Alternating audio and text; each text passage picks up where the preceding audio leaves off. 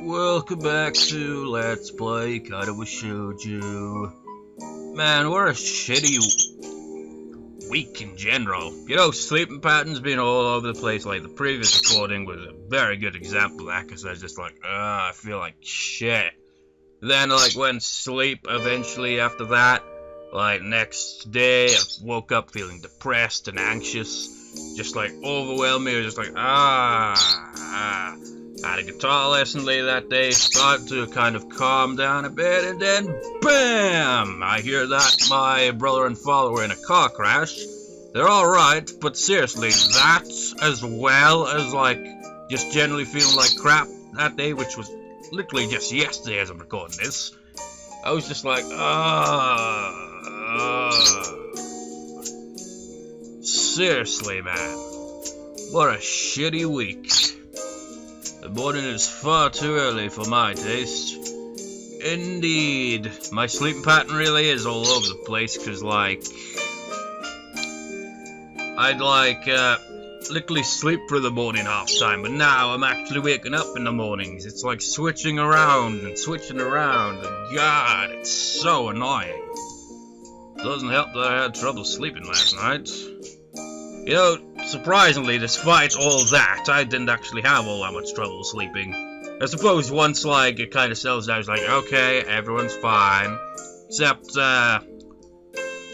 one of the guys, this guy in the other car apparently broke his leg, but other than that, you know, just really, seriously, some people just do not know how to freaking slow down their cars when you're supposed to slow them down. You don't rush through areas like that. There were simply too many things to think about. My mind refused to slow down. Oh, I know that feeling all too well. Instead, I replayed the rooftop, the park, and everything else over and over in my mind. There's a small part of my mind that is still paranoid that this has all been some kind of joke. That I'll meet up with Emmy at the track and she'll act like nothing happened yesterday.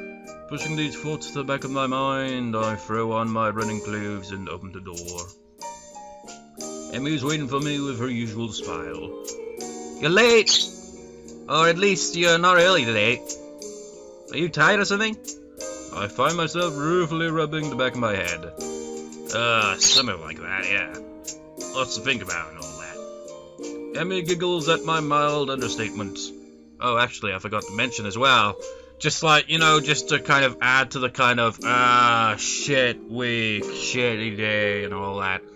I was actually originally gonna record The Sims busting out, like, a couple of minutes ago, but the emulator, well, not the emulator, the capture card crashed, the Audacity crashed, and it's like, fuck this shit, throw over tables, except I didn't. And there's like, okay, let's record for this instead, and here we are, essentially. So, enough complaining. Emmy giggles at my mild understatement. Yeah, I didn't sleep that well either. I was actually glad you went early, because I wasn't early either. I wonder if the same thing kept us awake. The image of her weeping face passes through my mind. What kept you up? Emmy's expression falters, but she quickly notices my curiosity and forces her smile. Nothing important. She's obviously not telling me something. The question is, should I press the issue? Something's clearly been bothering her for a while. Ought to help her, but would it just come off as being nosy? She's got to know I care about her, though. Are you sure? If something's bothering you, I'm here to help you sort it out. Emmy laughs then, but it's not her usual laugh. There's an edge to it that seems almost bitter. Sort it out? I'm not sure it can be sorted out, Asao. An almost grim smile crosses her lips. It's like a smile of resignation. I don't think you could help me anyway. That hurts. I don't want to say that it hurts to her, but it does. Doesn't she realize I want to be there for her when things go wrong? Well, I won't push you on the matter. But I'm here for you if you decide later that you'd like to talk about it. It might help. I can see the debate raging behind Emmy's eyes. It seems like she wants to tell me, but she's not sure well on what she can. Hey, forget about it for now, okay? We got running to do. The mention of running, something that she can handle, brings Emmy back to her usual self. Right. Hurry up and stretch out, Sal.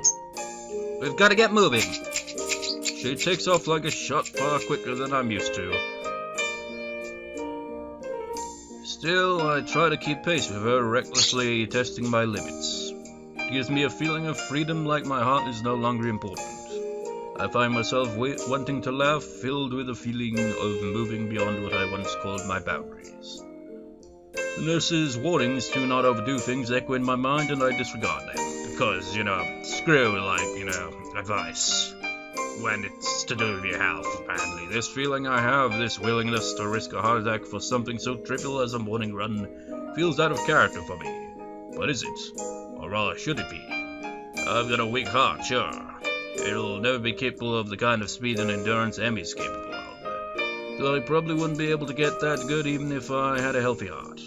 As we round the final bend, I feel my legs screaming in protest, but for the first time I ignore them. I accelerate the finish at a sprint, nearly catching up to Emmy. That was never going to happen, of course. Still, I feel surprisingly good, except his legs. Oh, sure, my legs feel like they're about to catch fire, and I'm having trouble staying upright. But there's been a shift of some sort today, and it's all thanks to the girl grinning at the finish line waiting for me. I felt a little faster than usual. My comment is met with a grin and a shrug. Can't have you think I was going to go soft on you now, can I? But you managed to handle it just fine. Well, I couldn't have done it without you. Still feeling the high from the run and moved by a surge of gratitude, I seize Emmy in a hug. Thanks. Really, I'm not just saying that. I'm in your debt. Emmy seems flustered by my words, squirming uncomfortably. Don't be silly, Sal. Someone had to haul you out here, didn't they?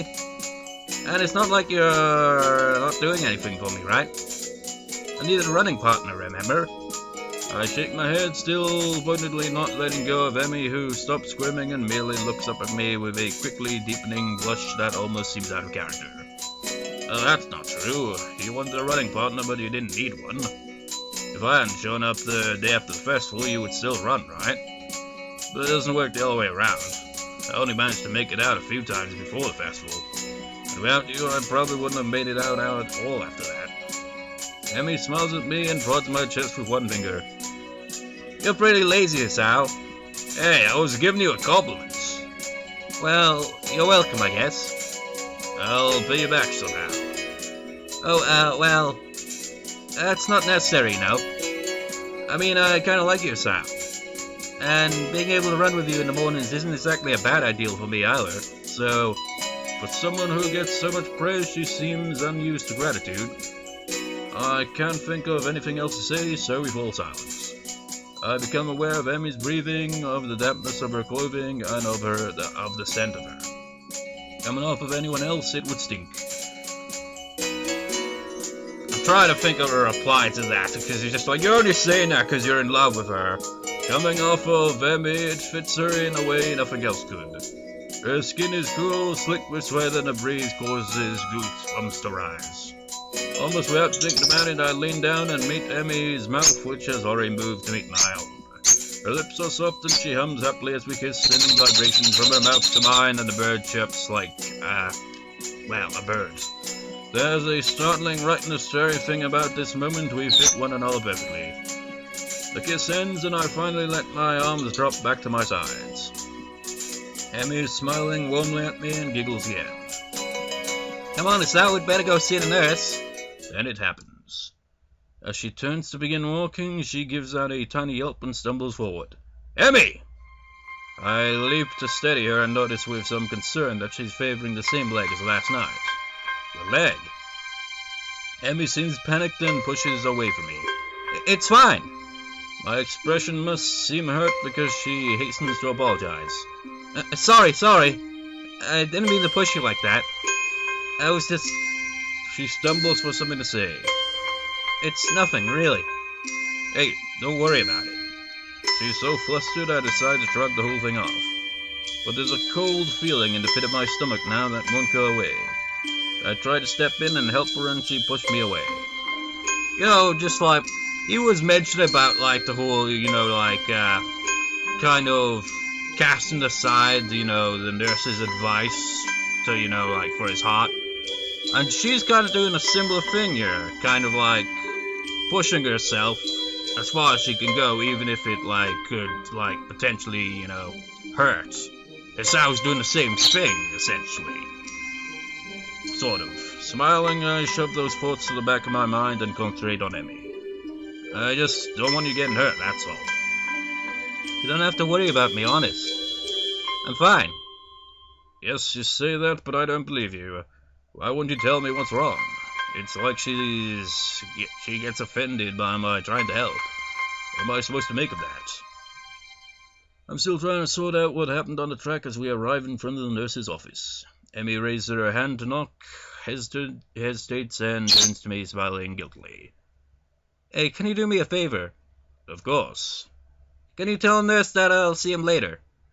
I just remembered that I've got some stuff to take care of before class. So I really need to get moving. I peer at her closely and she fidgets under my stare. Yeah, she's clearly just avoiding the nurse. That leg of hers. Well, whatever I said I'd help, and so I will. But I'll make damn sure she sees the nurse before the day's out. Yeah, okay, I'll let him know. Emmy looks like I've just given her a pony on Christmas. Thank you so much. You're the best, Sal.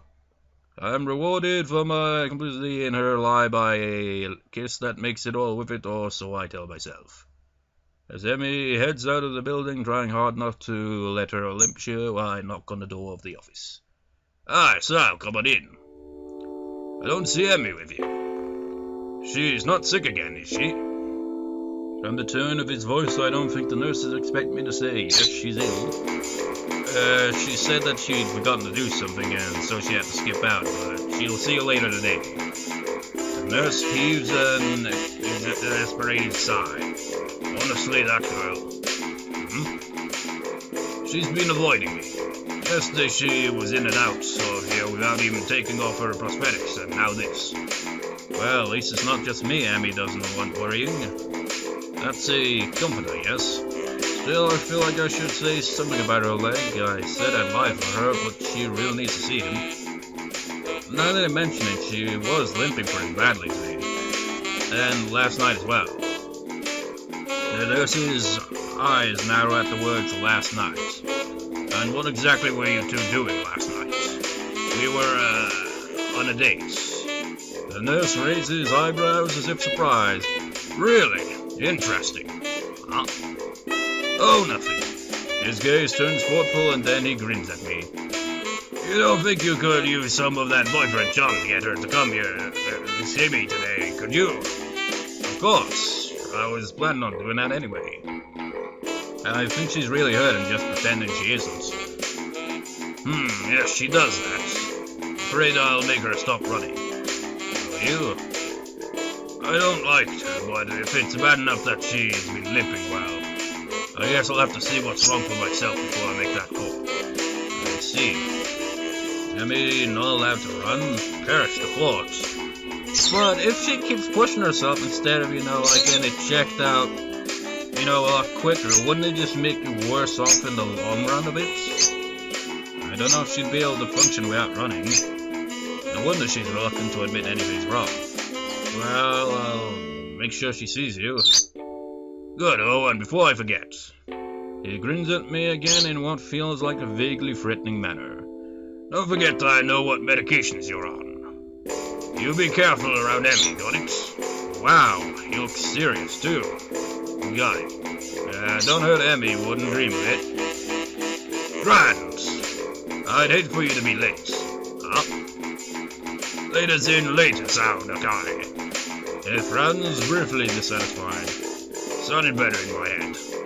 Well, at any rate, get out of here before you miss your first class. You've got things to do, I'm sure. Shoot! As I leave, I notice the nurse pulling out his phone and dialing a number. Mako, your daughter's being a pain in the ass again. I'd better head back to my room or I really will be late. Hey, wasn't he supposed to check my heart rate? The lunch bell sounds and I bring myself out of the stupor I slipped into during the morning's classes. My lack of sleep last night, coupled with the increased pace of this morning's run, has left me a little exhausted. Honestly, I'd be more than a little exhausted after something like that. I'd be like, Despite that, I find myself skipping stairs up to the roof. There's a thrill of excitement now in addition to the pleasure one gets from eating lunch with one's friends. True, both Emmy and Rin are still my friends, but Emmy has become more than that now. Rin is back in her usual spot on the roof, almost as if she'd never been absent. Feeling better, I take it? You know, that just looks awkward, doesn't it? A raised eyebrow is my reward for speaking. Better than what? Better than you felt yesterday. Rin gives my question some serious thought. I'm not sure. I think I might have felt rather good for some of yesterday, but it's all fuzzy. Too much cold medicine? Well, I was asleep and that usually is pretty good. But I can't remember what it feels like to be asleep because I'm not conscious for it. It's a real problem. Then again, if I knew how good it felt, I might not sleep anymore. But this way I keep trying, so I guess that's how I can keep from being overtired. An eternal mystery to keep you sleeping at night? Maybe mystery is the wrong word. Intangibility might be the proper way to describe it. I see. That bird is loud, isn't it? No, I don't see it at all. I have no idea what she's talking about, but that's okay, since I rarely do. Do you remember what sleeping feels like? Like yesterday, do you remember what you felt like sleeping yesterday? Well, I actually didn't get a lot of sleep yesterday. Maybe that's because you remember subconsciously. Actually, I think I was worrying about Emmy. Doesn't Emmy worry enough about herself? I hadn't considered that, but it gives me pause.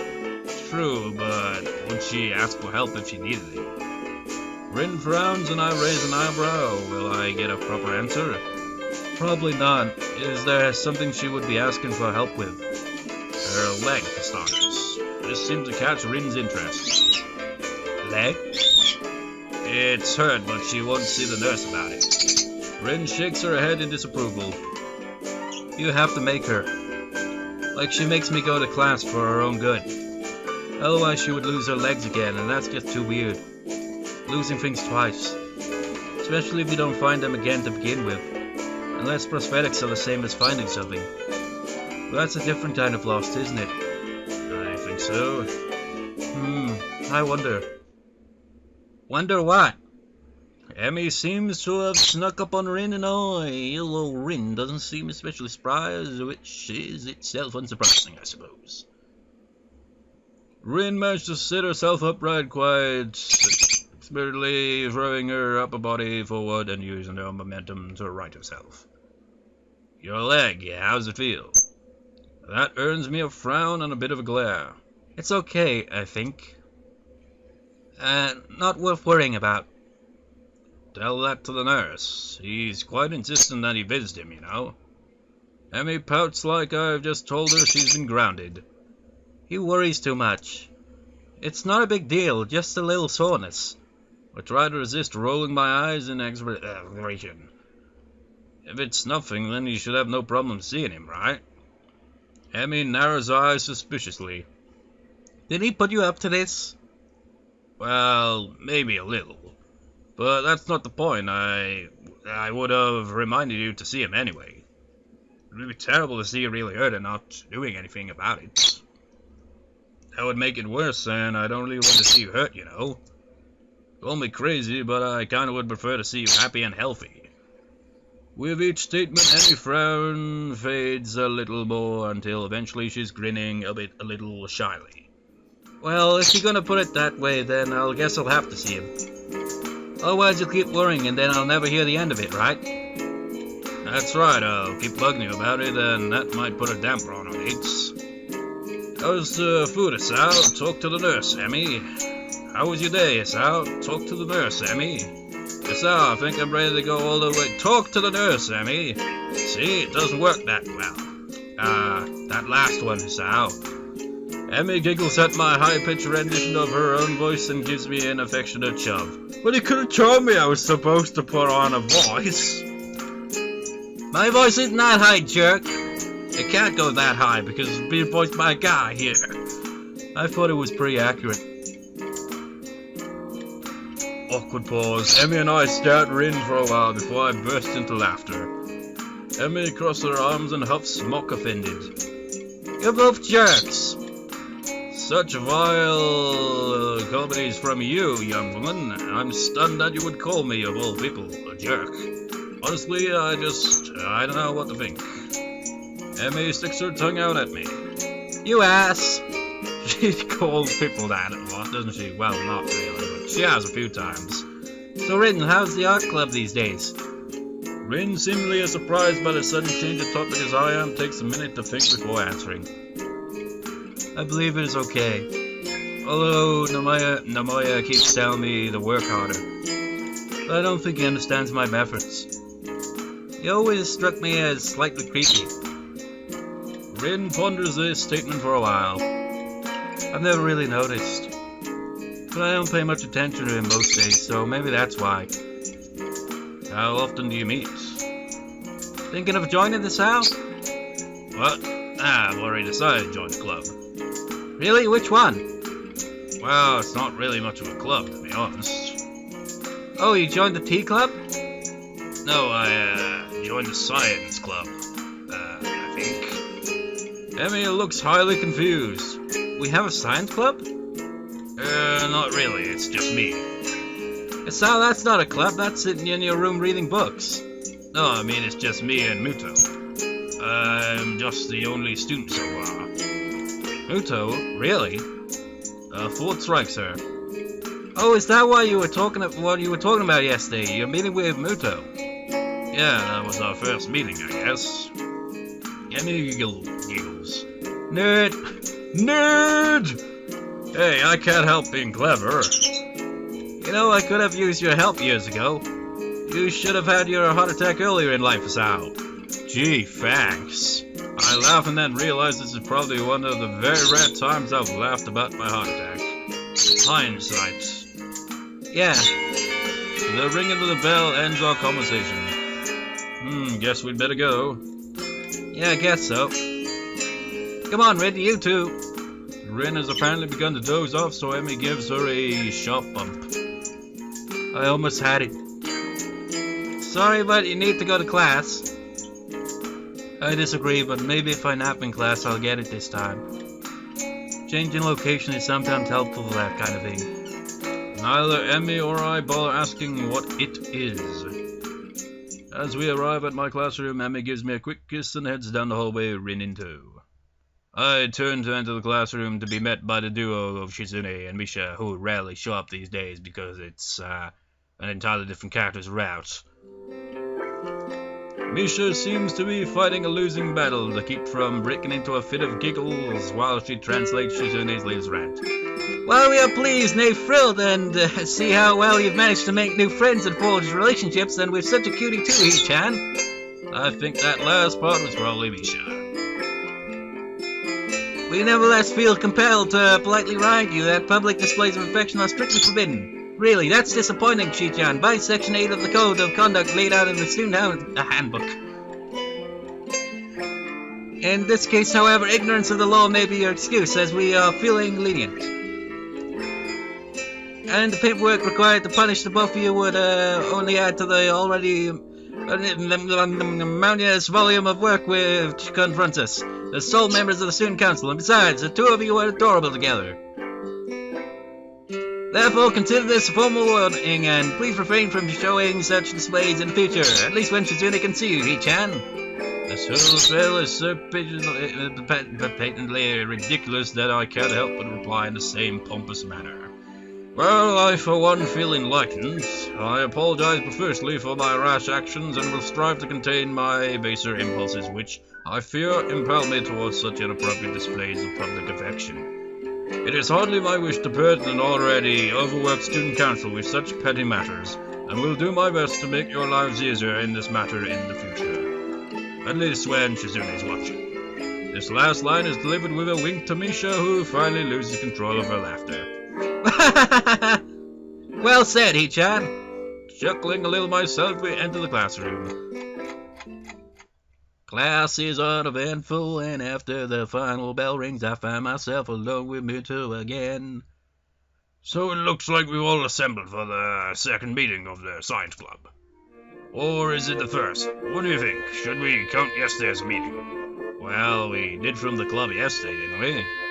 That seems like club business, so we can safely call yesterday a meeting. Widow smiles in his usual stilted and awkward way. I wonder if the muscles in his face are just not shaped correctly to let him smile naturally. I really do have a knack for this. I think logical thought processes, that is. I guess so. A scientist speaks with authority, Sam. The answer here is yes, I do. When the world wants to know how it works, we tell it, even if all we've got is a decent hypothesis.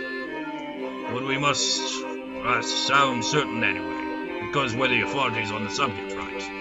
He chuckles to go along with his awkward smile at his awkward joke. I'm doing my best not to grimace, but I don't think I'm being too successful. That's entirely false, of course. We know a lot, sure, but nobody's an expert on how the world works. If only because nobody can be sure. With no certainty, there are no experts. But we like to pretend sometimes. There's some things we can be certain of, right? Yes, but no. We know gravity's there, for example. To illustrate, Widow picks up a pencil and drops it. See? Still there, but it's good to check every once in a while. That's why you still see researchers mucking about with gravity. We're pretty sure we know how it works, but there's always a chance that something isn't how we think it is. So you check and check and check. That's science in a nutshell, Sal. The whole time I've listened feeling rather spellbound, Widow seems to really be passionate about this stuff. I think it's hard to tell sometimes. How the world works, how humans work, how the universe works. All these questions to be answered. And depending on what I go into, maybe I could even figure out a way to fix my heart. That said, I don't think that's a real priority for me.